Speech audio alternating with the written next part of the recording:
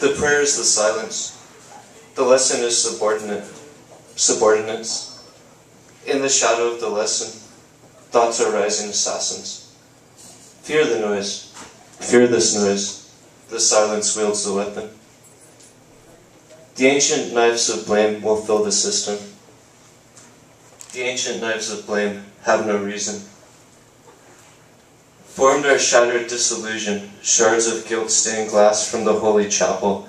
We grip them and use them. Pass them on, only solution. I soak my bread in blood. Struck sick with intentions like vinegar. Devise another self-serving delusion. Corroded colors pass. In sliding order, they make the incision. They glide alive in circular procession.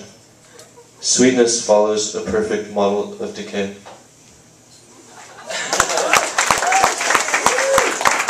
We will keep doing as we wish, with counsel or no counsel. So you think you've seen it all? I think to myself, well, let me recall a time. I was working for nothing, forcing myself to do something. I went out for some drinks. I wanted to hear music as well, and I sat in front of a cover band. The place was like a lively retirement home with meat burning on the grill. I was regretting every moment. I felt like I was wearing a miniskirt. Older men were giving me dirty looks, ready to confront me, talking loud and talking and talking and talking and laughing loud, eating beans with bacon, devouring their barbecue ribs, drinking liquor and beer to wash down their Viagra.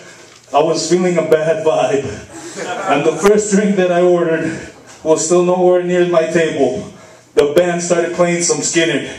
It had to be Sweet Home Alabama. I never liked that stupid song.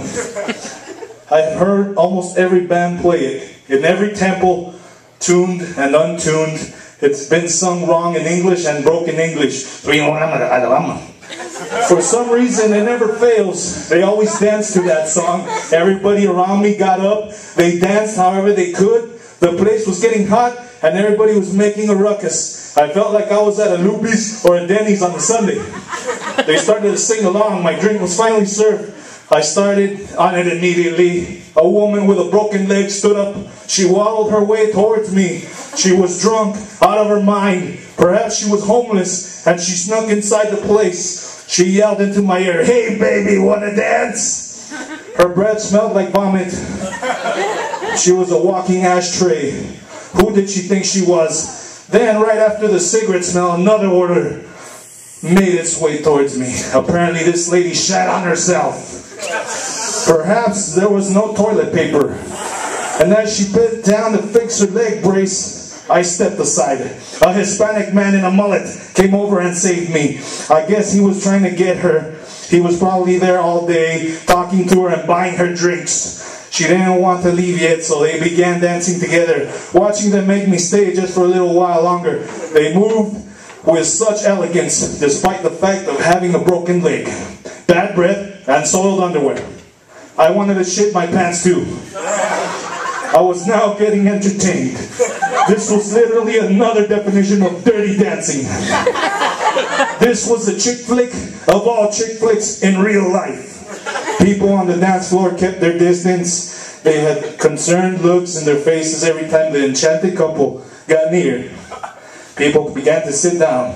For once in my life, I wanted everyone to keep dancing. My roommate is a nice boy. Shy, good Indian boy. No, not the Indian type, but from the East. Very qualified, has a nice job, new Honda. Could be the envy of every man. He waits his turn to bed his one and only woman, his wife. She's still unknown. His family has a dragnet out for her over there. While he relaxes on his new couch here, fiercely masturbating, dreaming of the real thing. He ogles at Penthouse, Hustler, not only for the seduction, but for the ride. Christopher Cross singing, "Ride Like the Wind."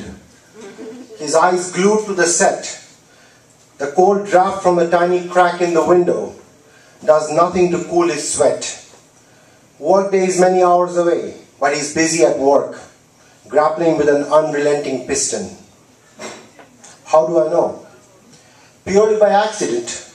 He didn't even close the door in his haste. He envies me.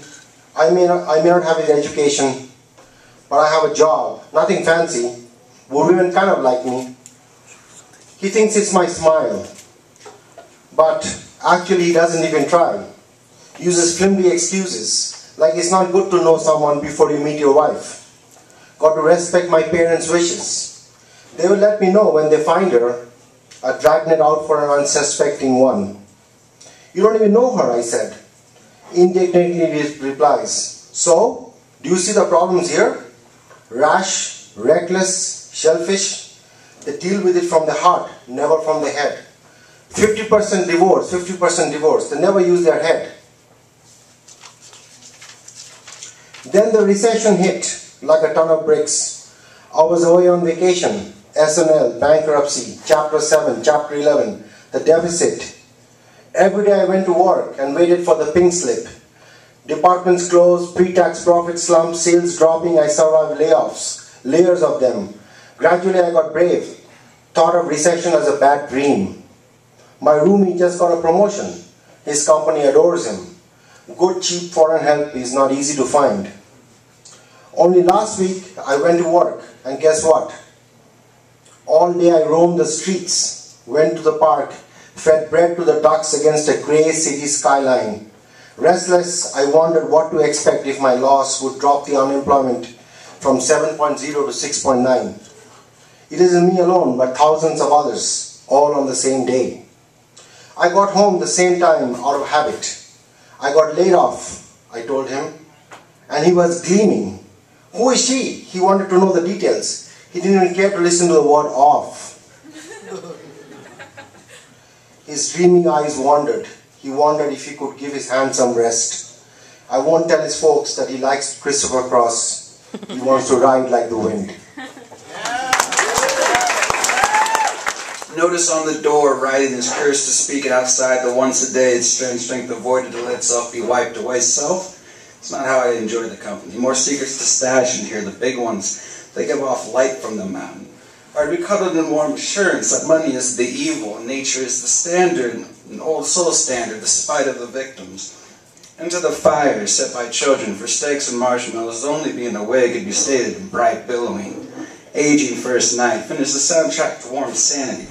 Warn the neighborhood flight, showing the decrepit ideas of ether and be stage-worthy as its prison lost in prison systems until on television for other reasons. For strict orders about television makes the call life moves to parody. Look at the home, made taping. The haunting day by day, pass it or save, placing the spite of fog, shoe on the power line, new arrivals held at gunpoint, presence by theft at the arcade/gas station.